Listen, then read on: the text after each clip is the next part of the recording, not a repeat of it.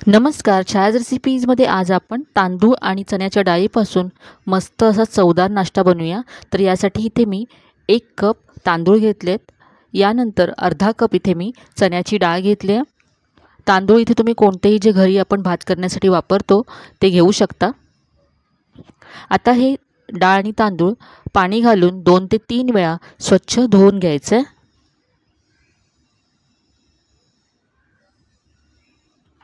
2 ते 3 वेळा धुवून घेतल्यानंतर यातलं सगळं पाणी मी काढून टाकलं आहे।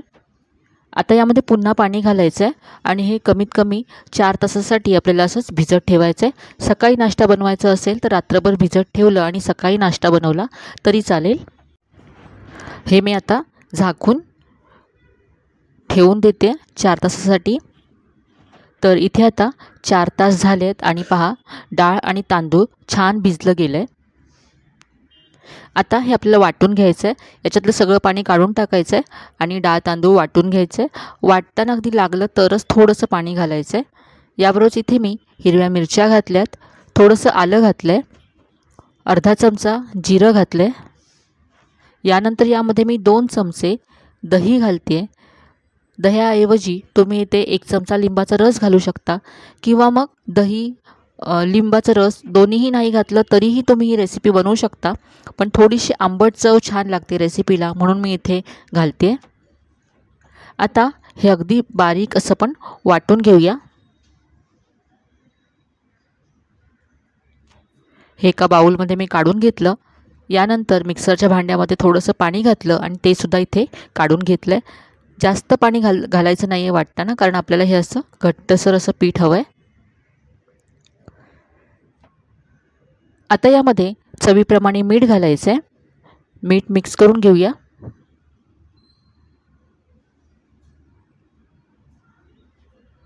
तर नेहमीच्या डोशाच्या पिठाप्रमाणे हे तयार करून घेतलं आहे।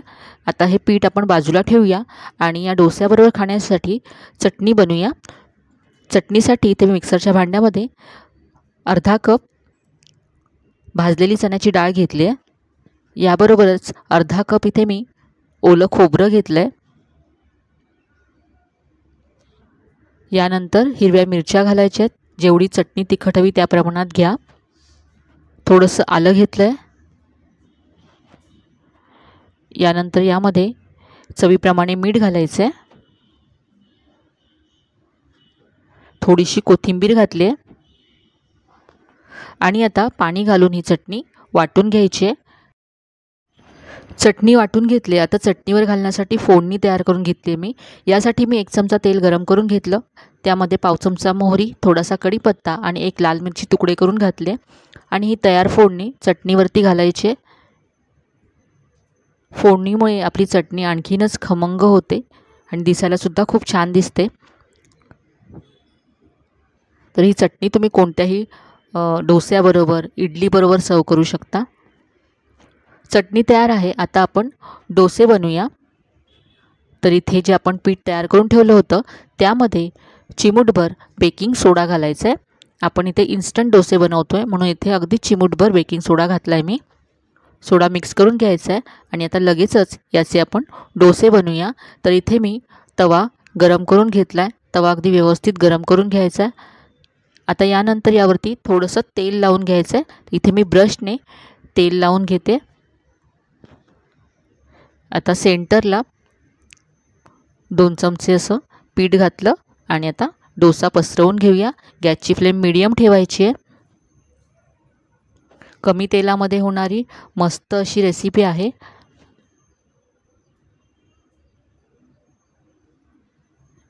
रात्री तुम्ही थोडीशी तयारी करून ठेवली तर सकाळी अगदी झटपट हे डोसे तुम्ही तयार करू शकता।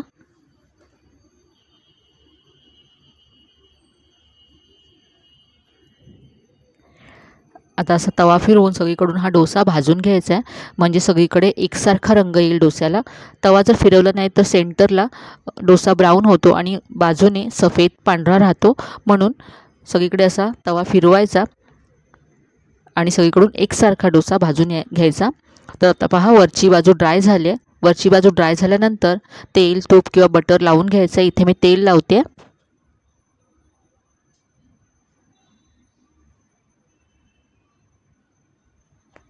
तेल लावल्यानंतर आता हा डोसा आपण कुरकुरीत करून घेऊया. ब्राऊन होईपर्यंत मीडियम फ्लेमवरती भाजून घ्यायचा आहे.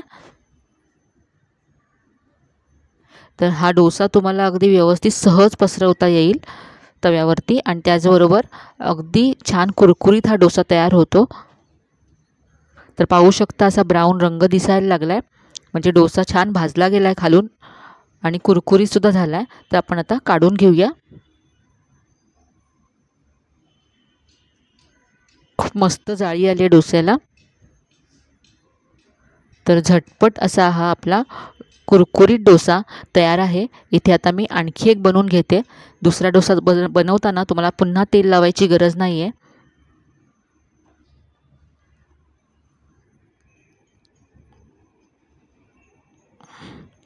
एकानंतर एक झटपट तुम्ही हे डोसे तयार करू शकता.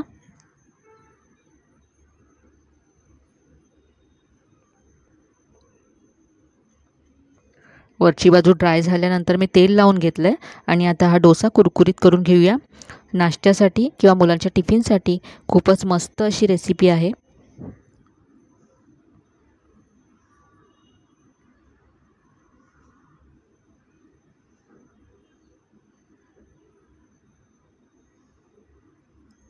हा दुसरा डोसासुद्धा तयार झाला आहे.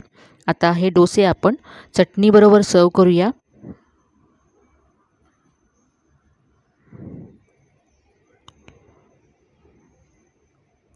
मस्त कुरकुरीत असा इन्स्टंट डोसा तयार आहे. तुम्ही बटाट्याचा मसाला बनवून यापासून मसाला डोसासुद्धा तयार करू शकता.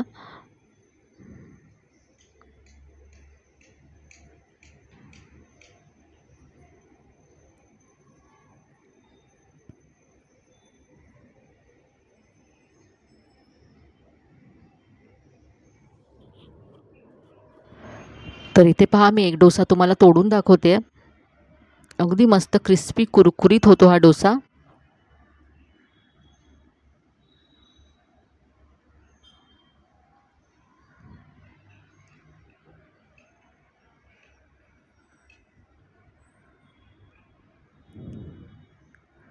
तर हा झटपट होणारा डोसा नक्की करून पहा.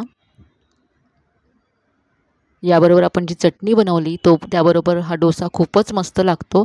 तर आजची ही रेसिपी तुम्हाला नक्कीच आवडली असेल.